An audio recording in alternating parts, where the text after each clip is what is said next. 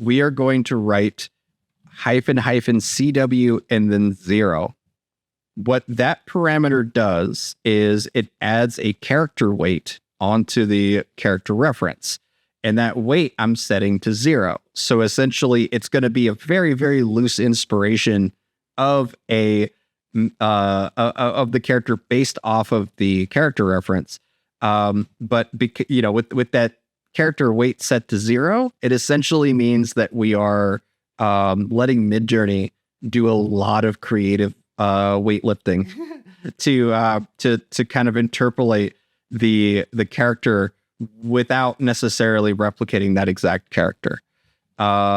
This is very, very useful for making all sorts of alternatives and maybe even like style jumps or jumping out of just the pose of your character. Like the thing is that your character reference here will have not only significant influence on how the character looks, but also on how the character is posed. It's quite common that you'll find that the the result is very much like your character reference. Like she will be running in a ton of your all's prompts because by default it will just heavily borrow whatever is the pose inside of the character reference. So you can also use character weight to remove the pose. So if we go ahead and look at what resulted with male student with a character weight of 0, and keep in mind I didn't run Niji, so it's not in anime mode, but we got a very bizarre looking male leading, like it has her face, right? But it's a human being. Like we didn't write anything about Goblin in there. We didn't write, so like essentially it's a very loose inspiration at this time. So we have 2 routes that we can go with this. As well as adding Niji on there to force anime. But what we can do is essentially first do at least the route I'm going to start with is just do it entirely with words. So male student at the Goblin Academy. And then I'm going to say male Goblin student at the Goblin Academy. So I'm kind of being a little redundant here. We'll first start with that. And then the second method is to start to increase your character weight to kind of bring it back to that initial result. So I'll put it at 50. So 50% is going to be the drawing and the 50% is going to be the prompt itself. And we'll just see what those results come out as. And of course, I'm loving everything you guys are doing here. But I want to see what we got for the character weight here. Okay. All right. Sweet. So this is by, what is it? Just writing it. Yeah.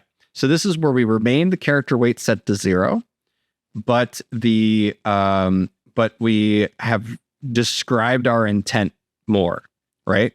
And you could see it did exactly that. It brought in green skin. It brought in a more male-like figure. Even some of the face shape has shifted away from her design just a little bit. And yeah, it's just, it gets us to our goal a little closer. But now let's see what happened when we wrote the character weight at 50. So you could see that we're kind of in between these two these two pictures, right? The image here of her art and the kind of fully IRL version that we had earlier. The character weight set at 50 brought us smack dab in the middle of those two pictures. Okay. Or at least those two designs.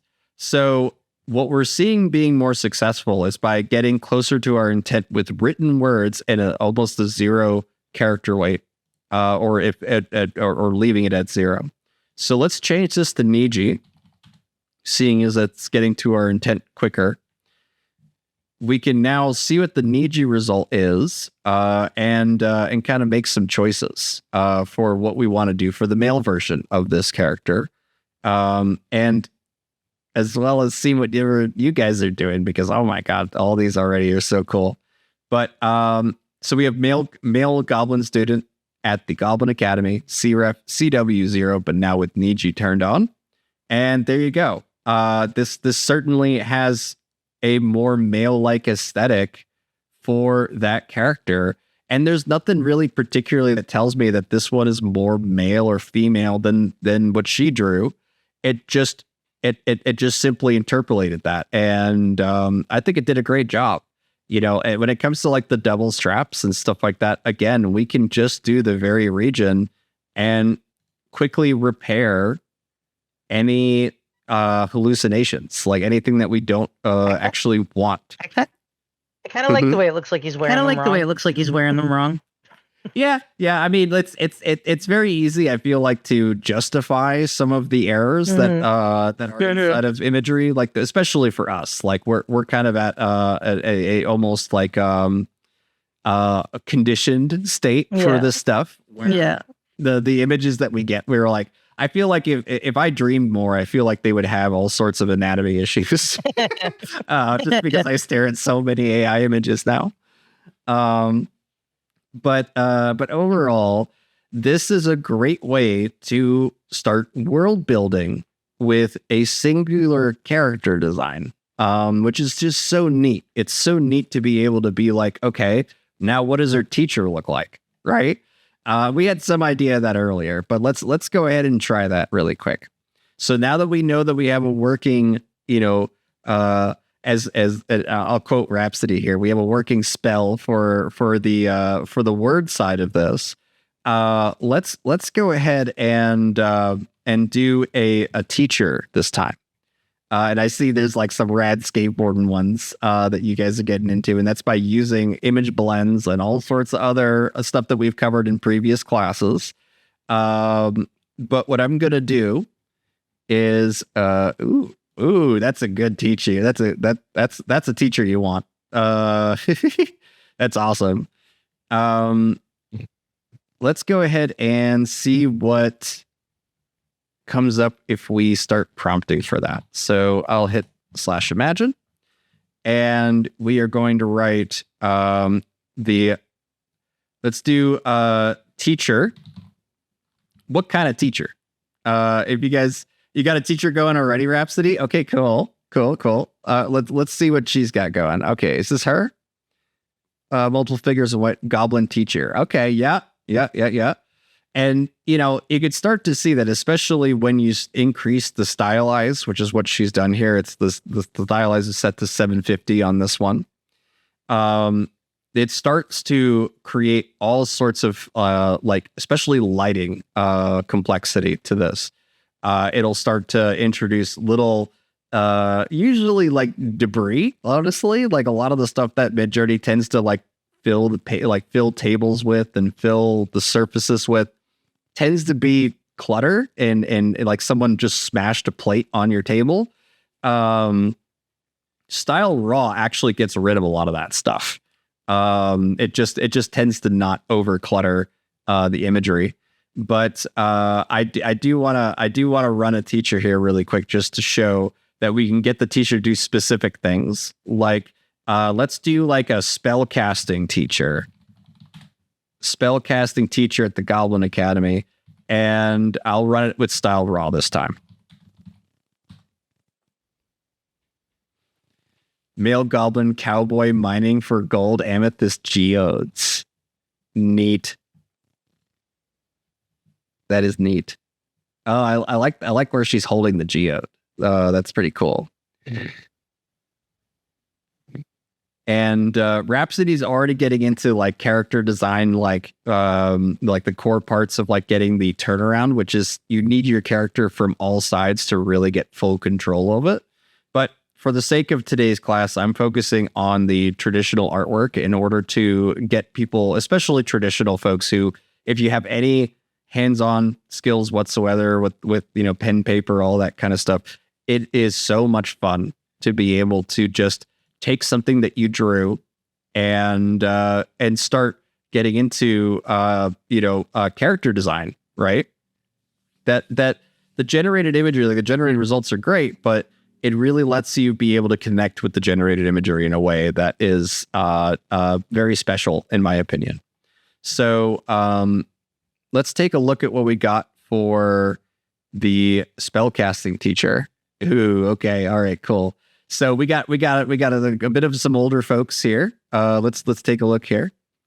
So by including the word teacher, we're immediately aging up the character, right? That's basically by to be expected.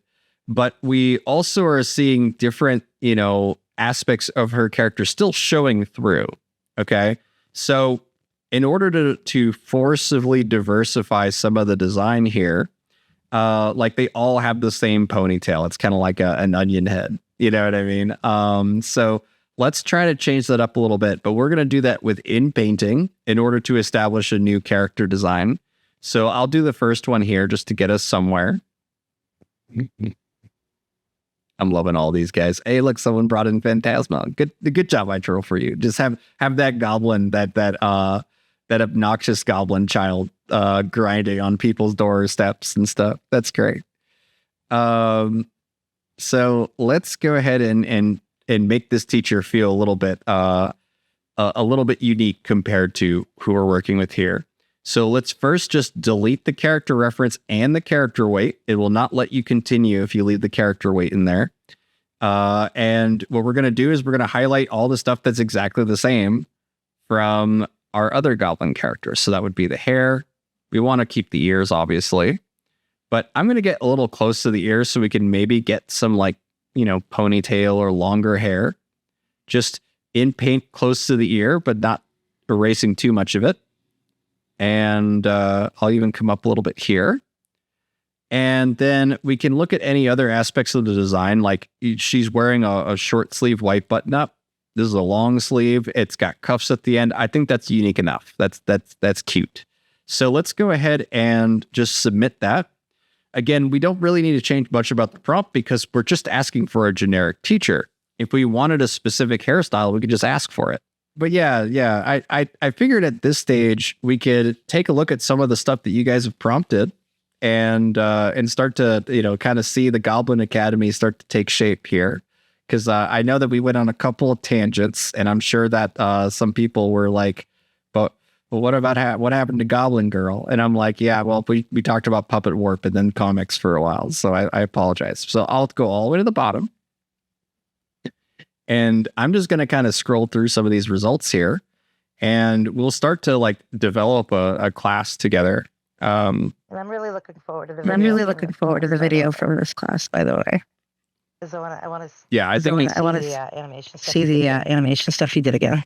Sure. Yeah, and I'll be uploading that soon. Wow, you guys did a lot of stuff while I was talking about comics. My God.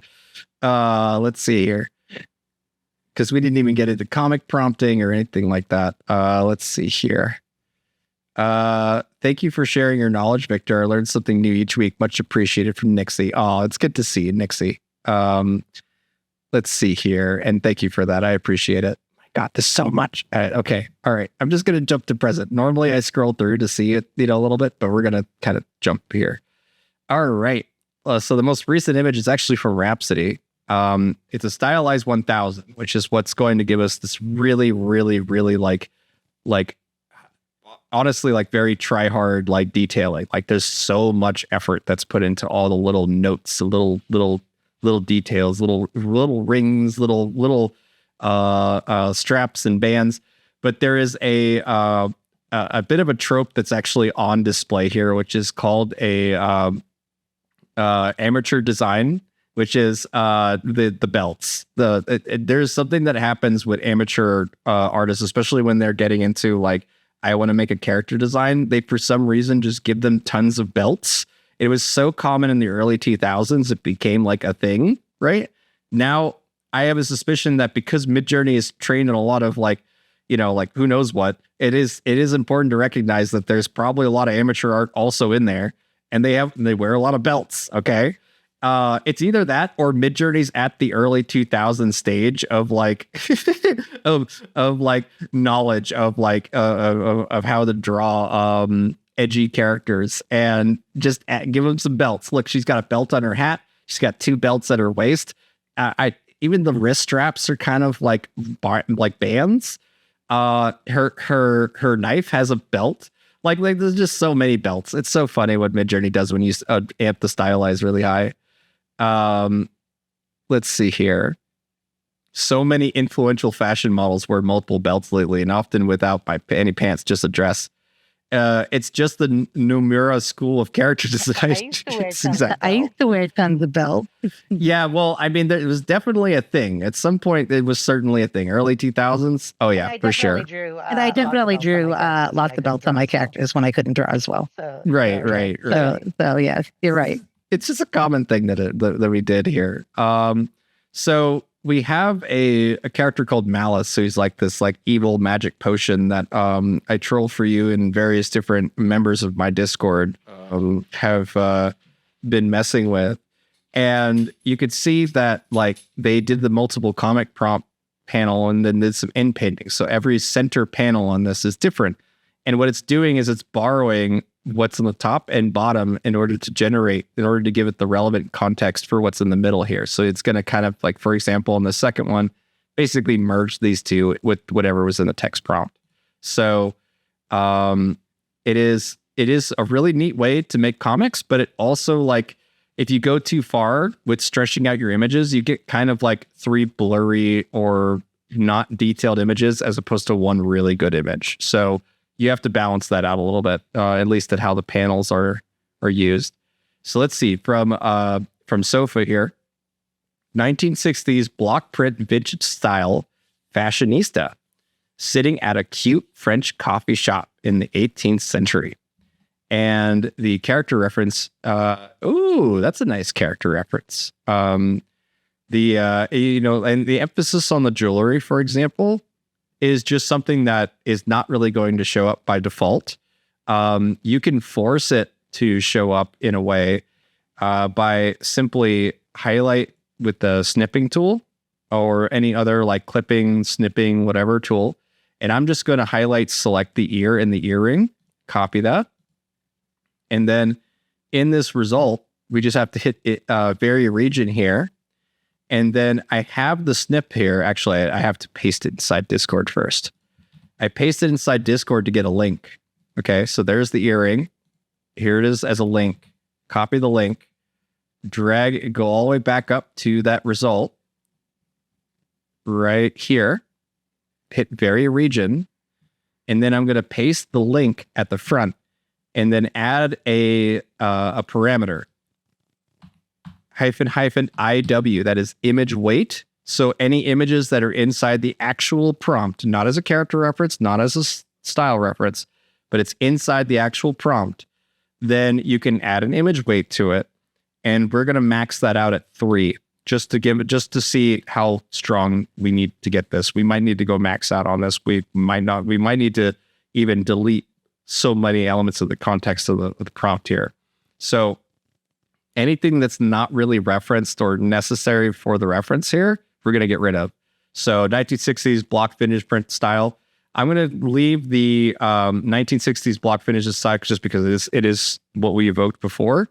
And then I'll just say blue jewelry. Okay. And I have to get rid of the character reference because we're not referencing the character. We're trying to just evoke this one piece of jewelry that's here. And then we'll hit submit with highlighting or after highlighting the ear here. So as long as it's inside of the image that is in here, we should get a pretty decent result for this. Blue jewelry earring. I'll make sure it says earring here. And then I'll submit that. The important thing is that at the very front of this prompt is the actual link. And you'll see it shows up as like a preview for a half second when you submit these things. Nice. But if we essentially look at the actual result, the prompt as it starts coming in, look what it's doing. We immediately see a blue earring that's showing up there, but it doesn't really have a sense of scale yet. This will come from shrinking down the result and getting us closer and closer to the actual earring itself. So if we take a quick look at what that earring looks like, oops. Where is it? If we take a look, it's kind of like a little like umbrella, right? Sort of shape. So all of them are way too big on the initial shape here, but we can see that there's a little bit of an umbrella-like shape here. Let's take a look again. It's kind of a white there. So let's go for this. Let's go for this one here, the second one. Oh my god, I love these like rough and tumble goblins. Oh my god.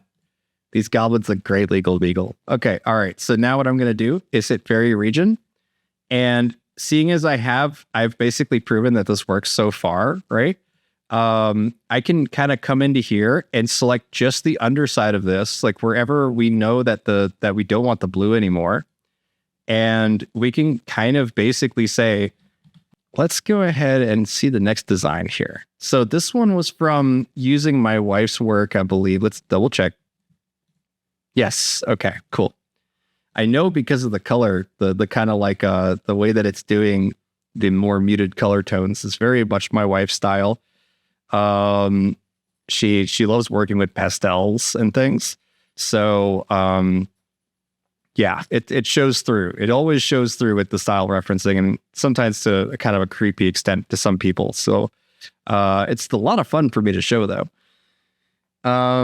Okay. Let's take a look at what some of the other ones you guys have done. I like how they're playing soccer. That's really cute. I really like this first one. Hold on. I just like them all kind of dumbfounded and whatnot. So cute.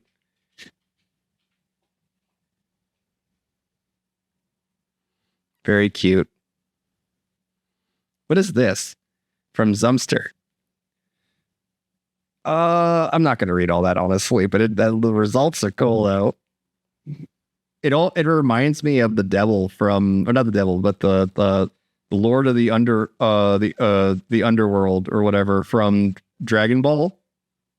The way the guy's horns there on the bottom right reminds me of I forgot what his name is. But yeah, it's one of my favorite character, or one of my favorite scenes in Dragon Ball Z is Goku like just about to run on the on I forgot what the name of the road is now. Yeah, it's been so long since I watched Dragon Ball Z. My God, it's been 15 years. Like, okay, Emma. Yes, Emma. It's the least scary name you could imagine for like the guy who runs the underworld. His name is Enma. But I always read it as Emma, like a girl's name. So it's just funny for me. Nice. I love how they're also like feral. Like I've used feral children as a prompt before when I'm trying to make these kind of like, wild characters. Feral is a fantastic prompt. But what is this? Anime screen grab of the Goblin Academy style reference. And oh my God, it's so cute. But I'm going to up-res these because these are so damn cute. Okay. All right. Fun guy. No fun guy. Nice. This is a character design that Fungi Mancer has been working on for quite a while. And I really do dig seeing this kind of like wild tentacle character. It's super cool.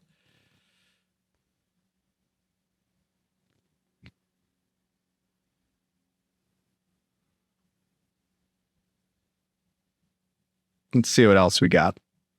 Let me zoom in a bit here. All right. Scratched out eye. Ow. Yes. And okay. Yes. Okay. So this is like kind of that like color pop. Let's see what rainbow elegance. Ooh. Yeah, I know Sofa tends to like make things that like really, really pop. Like they remind me of like advertisements. They really draw your eye. Yeah. Nice.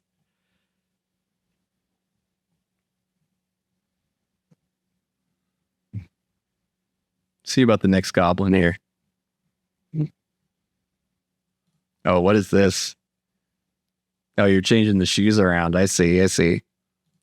So I don't know if you guys are familiar with that game where you like compare two images and find the differences between the two. There's a bot running on the comics Reddit that was posting one of those once a day. And I felt like it was like almost training for the general public on future AI images, like how to like critically analyze your visual information so that you can be like, I can quickly know whether or not something has been either altered or, more importantly, whether it's been hallucinated or not.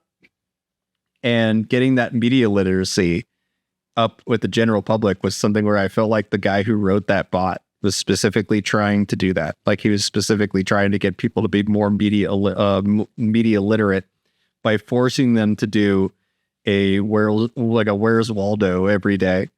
So let's see here. Yeah, it's just so cute. It's very cute. What is this on the bottom of Malice here? I love this one though. Oh, okay. Yes, I have to upscale this one. So good. That one is from I Troll For You. Nice.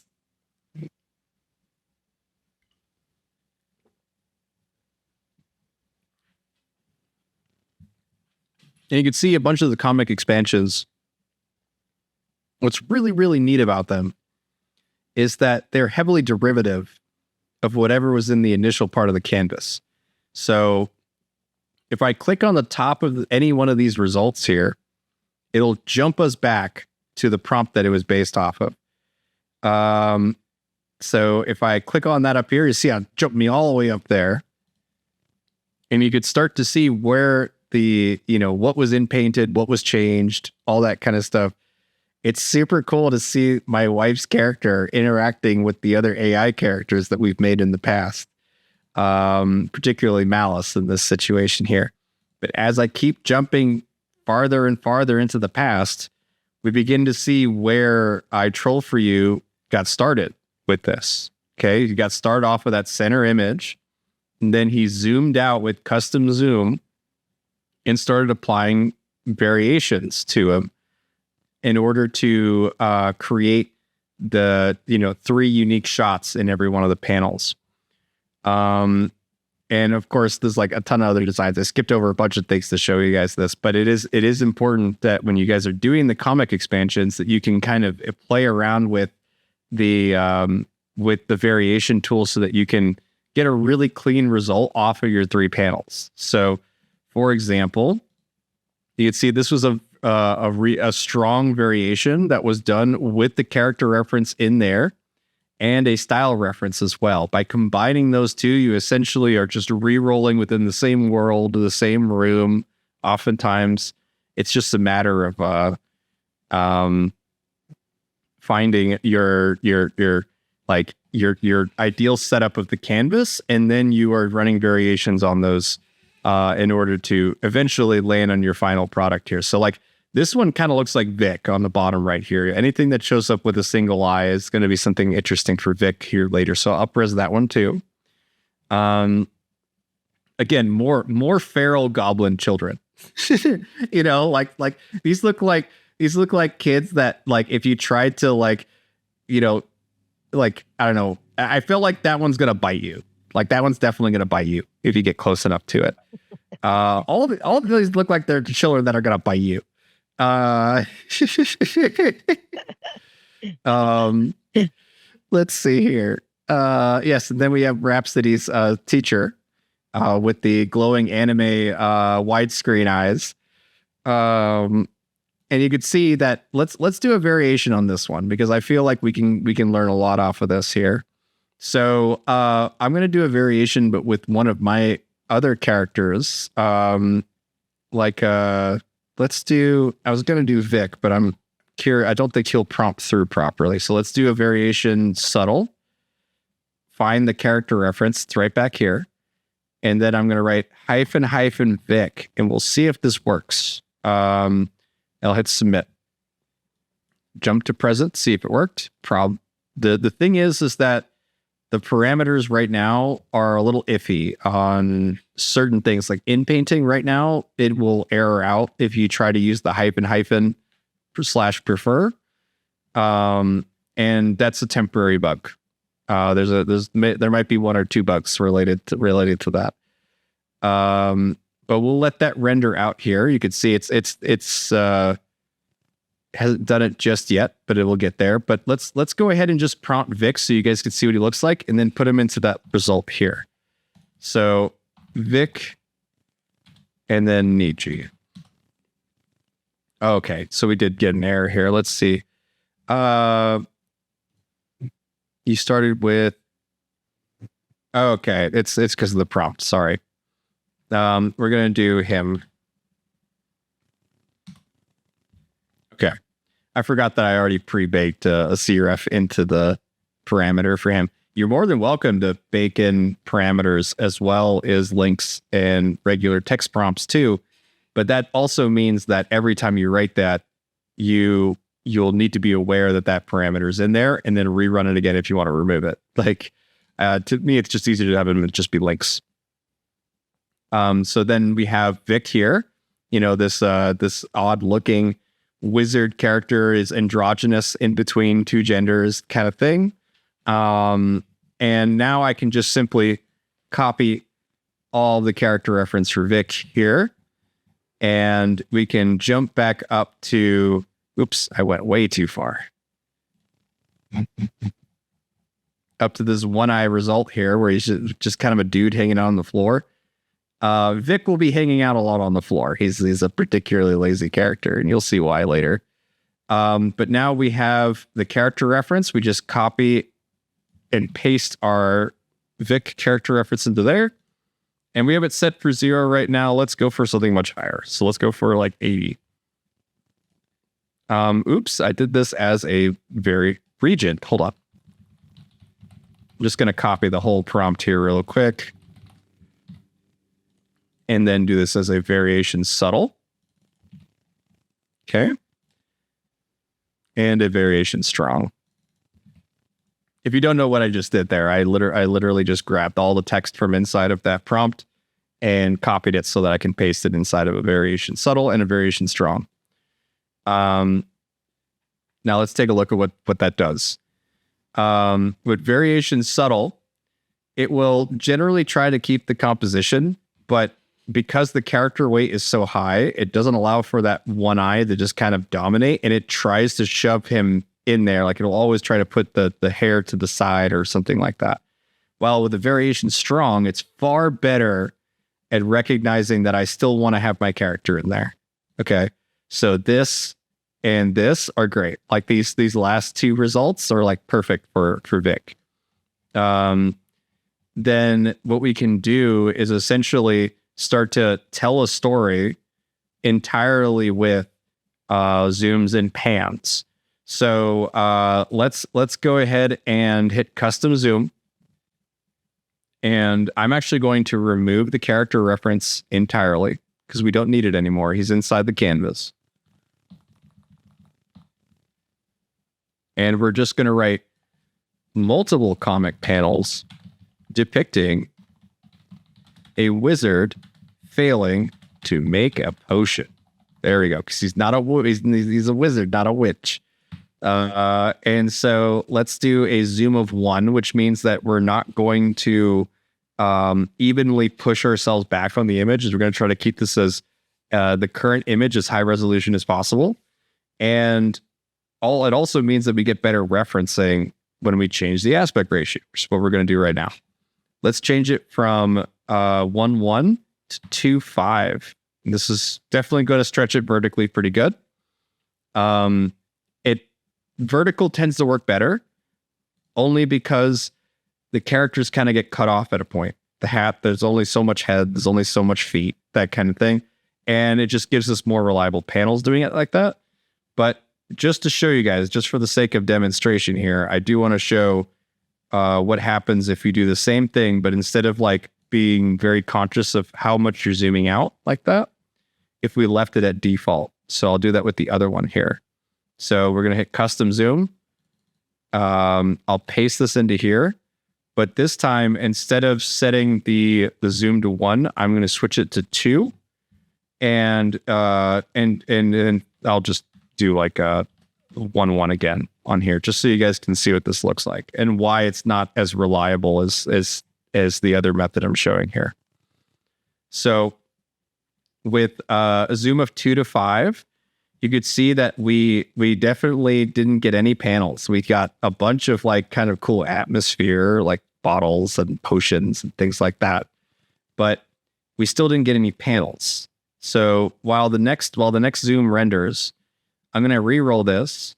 I still have multiple comic. Oh, I didn't even write panels in there. Hold on. Comic panels depicting a wizard making a potion. If I drop the style to like 85 or so, anything below 100, it's far more likely to make comic panels because the actual panels themselves are much lower effort for Midjourney to make rather than trying to stitch together complexities. So here we go. You can see that with the zoom out of 2 times by itself, without any controlling of the aspect ratio and stuff, we just got to zoom out of the room. We didn't really get anything else, even when writing comic panels and all that stuff. But if we now run off of the lower style in order to force Midjourney into the idea of, oh, these are multiple panels, then look what we get. We get not only this kind of elderly wizard character, but look how Vic looks here. That's amazing. Like I love it when he gets all spooky and like uncomfortably almost undead, right? So the best one for storytelling, I think, is actually the second one here because it has like this silhouette spooky version of him. And then this one's pretty good too, but we have to in-paint a new body with him. So let's do the second.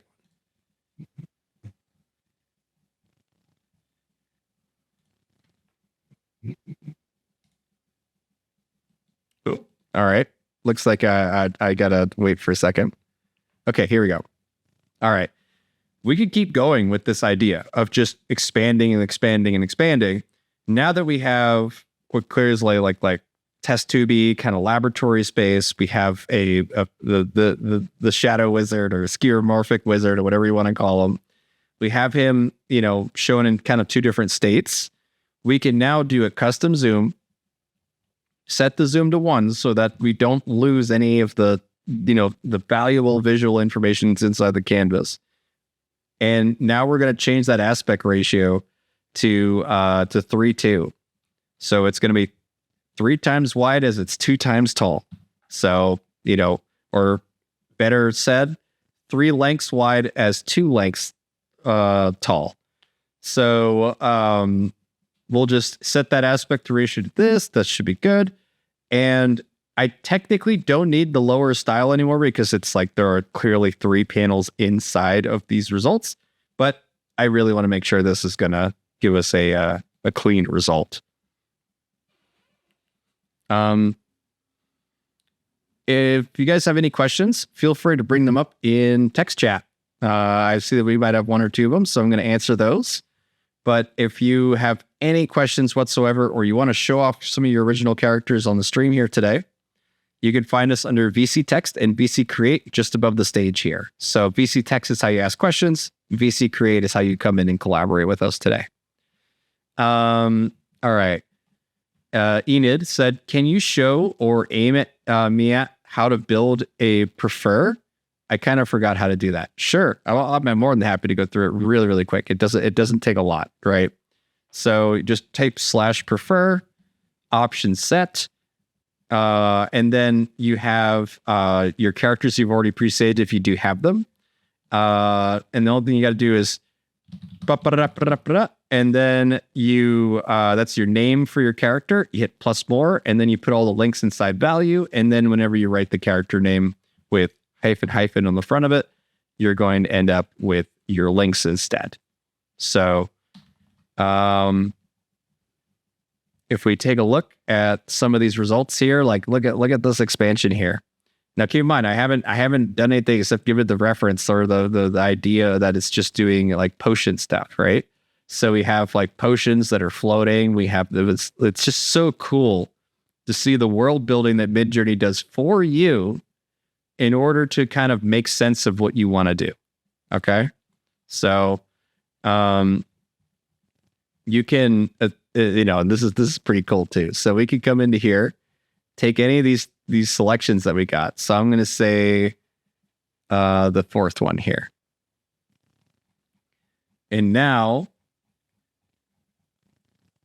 you can see that Vic's character reference is not in there at all. So we can double back up, grab his character reference right here.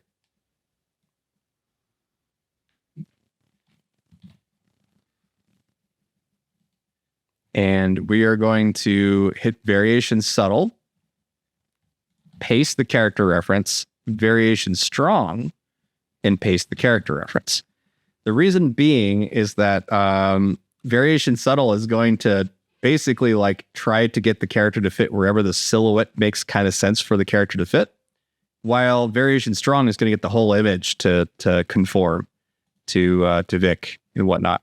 So this is the variation subtle, and you could see that like just the drinking at the bar, for example, looks great.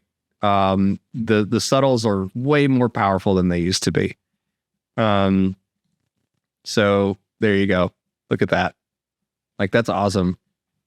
But if we now look at the variation strong, which I think it just finished. Yes. Variation strong is how you make things anatomically correct right off the bat. It gives us unique spaces and environments and all that sort of stuff, all in line with whatever character art we give it. But this bottom left one is awesome. So much potential out of just these little moments. What are you doing, Legal Beagle? What is Legal Beagle doing? Oh, nice. It's expanding off of those panels. Okay, I see. Cool. Alrighty. So we're coming up to the last 15 minutes of the stream here. If there's any other questions or anything you guys had any ideas of what next to explore, feel free to chime in. I'm gonna leave the comment section open here. Feel free to let me know. At this point, I'm just gonna kind of let this slow scroll here and see where kind of the fun stuff we can find. Okay, wait. So to evoke a character again. Sorry, no, it's all good. Let's evoke the Gobbo here really quick. So /imagine, I have her saved as Gobbo.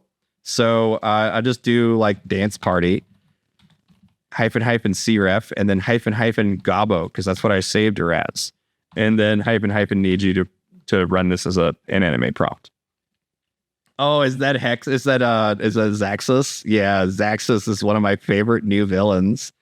And I should probably bring up my Discord here, but this is Zaxxus here. And Zaxxus is inspired by Hexus from Fern Gully. Do you guys get the Fern references now? There's gonna be a lot. There's a lot of my old childhood movies that I'll be bringing up throughout this, but in very weird, abstract ways that you guys are not going to expect it. But yes, Fern Gully is certainly an inspiration for me. I think it was Fun Guy Manser who said it started many vocations in many young people was Fern Gully. And it's so true. Like, there's so many people that became like environmental activists as young kids because of one movie. And Ted Turner. Ted Turner is known for being it is so funny because like Ted Turner was like he's like, Captain Planet. Let's make a kids cartoon called Captain Planet. Yeah, exactly. And he's like, but who are the villains gonna be? Are they like the monsters? He's like, no, it's the corporations. It's like, but we are a corporation. It's like, no, it's the corporations that pollute. It's like, but we pollute, Ted. Like, they're not the bad. We're not bad guys. They're bad guys. And the only problem with this is Ted Turner's kind of like his approach kind of villainized regular people as opposed to necessarily the big oil shell companies. And it's like, yeah, they definitely made them like villains and bad guys and stuff. But he literally did it in spite of the other billionaires that he knew. Like, he was like, we're going to make caricatures of other billionaires that Ted Turner doesn't like. and they are inside of Captain Planet, which is such a funny idea when you think about it. It's Ted. I really don't think Ted Turner is an environmentalist. It's just him getting back at his other billionaire buddies. And oh god, it's too funny to me. But there's a Robot Chicken skit that's all about Ted Turner's relationship with Captain Planet, and it's a huge spoof, but it's so funny. It's so freaking funny. Highly recommend going on YouTube and watching the Captain Planet Robot Chicken skit. I think that was a year before I joined those guys. But yeah, so yeah, I love being able to see all the characters that we have that we've built up together, and this is so you can see, yeah, there's the dance party, right? It's great. Oh wow, I actually really like the kind of like jumbled in their arms. It's cute. So if you want to get a second character in there, for example, like any of the other, like I actually really like the boy. Like that's kind of a boy in this one here, right? So they have the same outfit. They are wicked cute. They are very, very cute. So let's say like we wanted these two characters to be with each other. I'm just picking the most recent one from Legal Beagle here. And I'm going to copy this character sheet.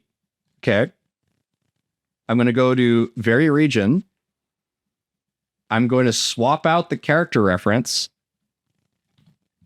paste the new one in there, and then try to copy everything that's different about this. I do love that this boy character has 3 spikes on the front of his head, like as if it's a more aggressive boy, which is kind of cute. But we want to just try to select everything that is already the female character that we have.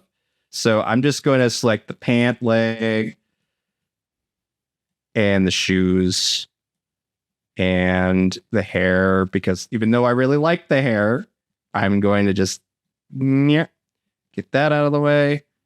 Shoot, we'll get rid of the ear too. Why not? Okay. We probably got rid of too much, but I'm going to now submit this with the new character reference.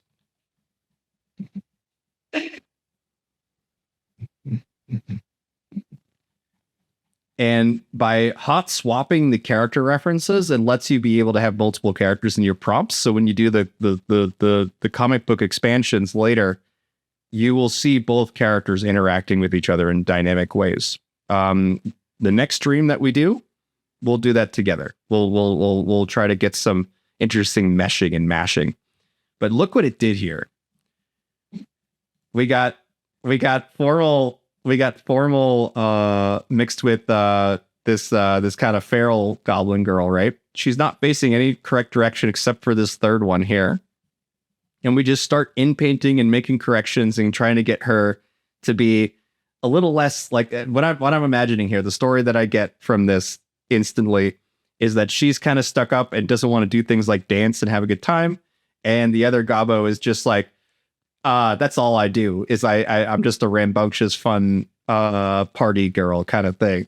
And these two clashing personalities are living with each other for the first time at Goblin Academy. There you go. You got an entire premise for a whole bit, a whole skit, at least a bit skit. It could be a whole thing. Have fun with it. But I'm gonna show you guys my server here because this is really gonna be the last bit of our stream here today. If you jump over to, sorry, go ahead. I was gonna add the link for you. Oh, thank you so much. That helps a lot before I start digging. I appreciate that, Kinky. No worries. I was prompting away. I was just prompting away, like, you got nothing better to do. you got nothing better to do. There When you are without a link. there you are without a link to your server. No, I appreciate it. People need that context. So Kinky just linked the server there. We're almost at 1,500 people. My goal is to release the first, like a preview teaser of about 6 pages of our first fantasy series that we're making together. And I haven't even set out the official title for it, but it's set in a city called Phantasma that we are all working together on. So if you click on that join button there, you'll be able to hop in and it'll look like this. So we're first going to show some servers here. Inside of the Movie Machine servers, you'll see me as a goblin in a dress. That's the very first thing you're going to see. Very cute, by the way. It is very cute. It is very cute. But inside of the Movie Machine Discord, you are going to find the forums, which is where we share all the kind of collaborative characters and works that we make together. And you'll also find the challenges in the Chaos Portal. The Chaos Portal is actually the most important one. And this is where you guys can share your characters. And more importantly, where other people can add to the stories of your characters. So, for example, I have Destiny right here. So if you want to start prompting with Destiny, the only thing you got to do is copy the prompt code that's right here. And we provided AI channels for you guys to immediately do this. But if you want to see a fantasy version of Destiny here, the only thing you have to do is type /imagine cref, post your cref in there. And then we'll say, gardening outside the castle. And we also have a custom style reference for the fantasy series. I'll just confirm that this is the right one. Yes, it is. We have a custom fantasy style reference. As long as you use that style reference, it will match the rest of the series that we're making. And we have some really exciting people attached to the project so far that I cannot say anything official on. And it'll be something that I'm just super stoked to finally get together. Like maybe the biggest collaboration project that I've ever heard of. And some pretty big names. So if we notice here, look at this. So this is with V6. This is not with Niji turned on, but we have this kind of cobblestone environment, like a fantasy environment, and Sage's mother is right there in it, right? And it's all because we are using the same shared style reference.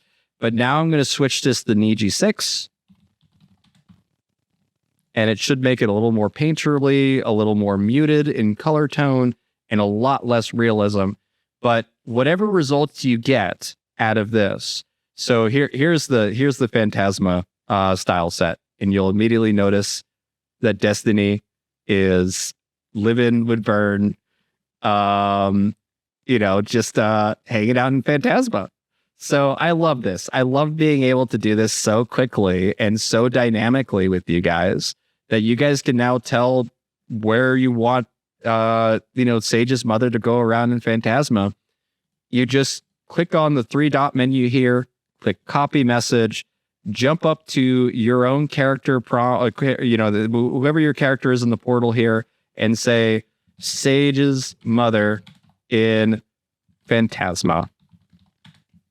And by simply submitting where that is, you are essentially giving the starting point to a story, and anyone can come in and adapt and change that story as they will, as they will, and they will, trust me, they'll go in directions you do not expect. And that's the exciting part.